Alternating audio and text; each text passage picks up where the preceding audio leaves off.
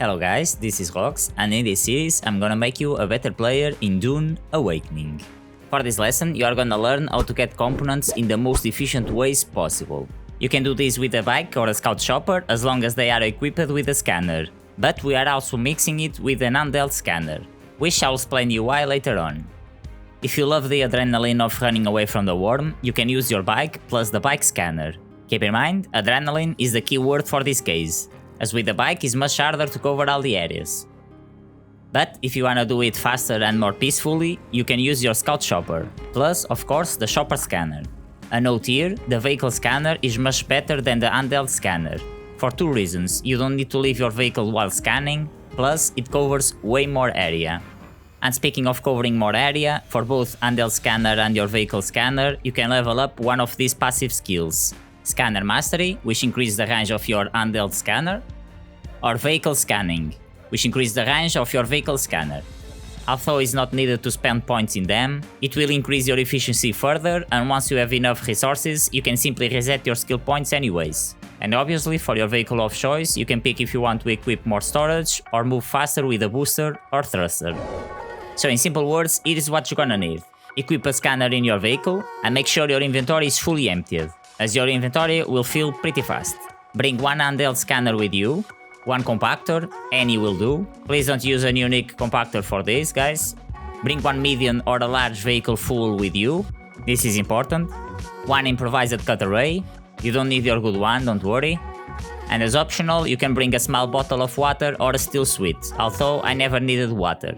Before you leave the base, make sure your vehicle is filled up, the scanner is repaired or brand new, and always drink water before leaving the base. This method works for Hagga Basin and for all deep desert components. Don't worry with players, the chances of them coming for you are extremely low, as you can even do this in PvE areas. Although it will be easier to find them between letter D and I, but you can perfectly stay around letter E and F. You don't need to go as deep in the desert. To do this is pretty simple, but visually tricky at the same time. Always fly low around the sand using your scanner to cover the areas. And while you are doing so, you always look around with your free cam, which on PC you do it by holding your mouse right click and then just look left and right. And doing so will make it easier for you to spot the buried treasures, which is what we are looking for. Try to memorize where you scanned to try not to scan the same area again, but if needed, obviously you can scan it again, no problem. And when your scanner finds something, you will see an icon like this, which is the visually tricky part I mentioned. Because during the day can be hard to spot them sometimes, and at night is much easier. It would be smart from the developers to give us an option to change the color of the UI, because situations like this can be very hard to spot. But you can perfectly do it during the day, and when you fly closer to them, the icon will become bigger, so it's easier to spot them, hence why we are flying low. So once you spot them, memorize the location, and this is where you are gonna use your compactor. You don't need to use it in the exact spot, somewhere nearby will work, don't worry. After using the compactor in the spot, you'll need to wait like 3 seconds and the loot box will appear. These loot boxes are insane, guys.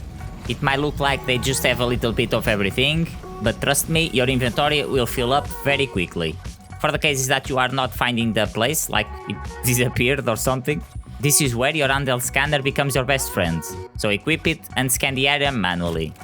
I'll speed up the video a little bit and show you what I've gathered in a run. And by run I mean search around until your inventory is full, plus some loot in your vehicle storage.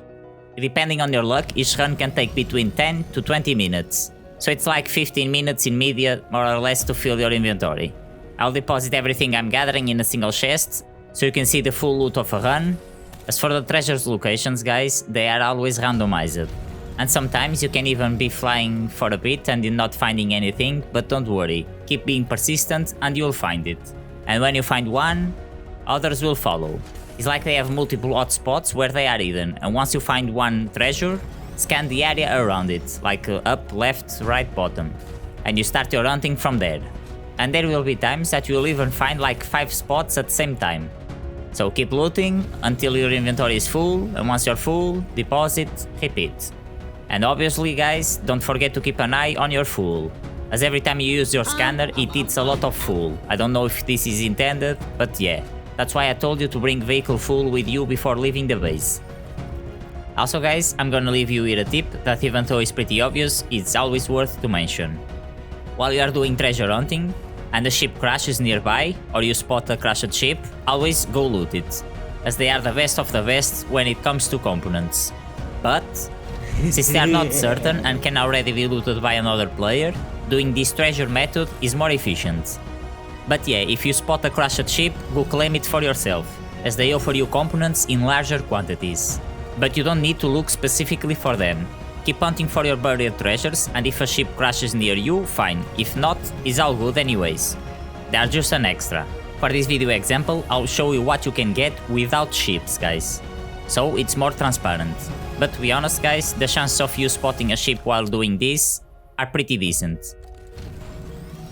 Please leave a like or a comment if this is helping. Sometimes it can be a bit of a hell to find a treasure, and you can even be looking around for like 1 minute without finding anything, but don't worry.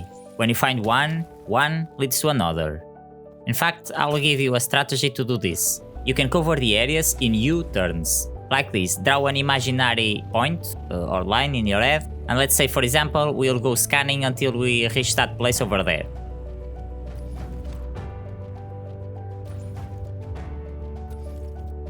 And once we reach that place, we are gonna turn back, give some distance to the side, because the scanner covers that area, and then let's go back again to more or less the same distance we covered. And then we turn back again, and do the same process over and over again. It's like you are moving like the worm. I think you get the point while you are looking at this.